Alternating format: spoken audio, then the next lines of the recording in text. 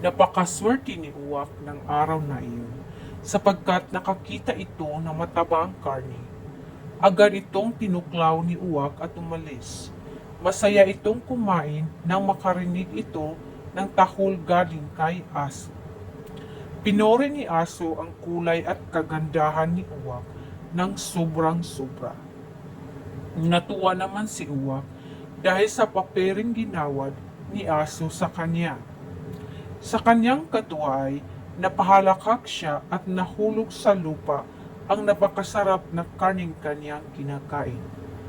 Agad naman itong kinain ni Aso. Naiwan si Uwak sa himpapawid, sising-sisi sa ginawa, aral ng pabula. Hindi lahat ng papuring naririnig ay totoo at sincero. Ang iba sa mga ito ay sinasambit lamang upang makalamang o magamit ka.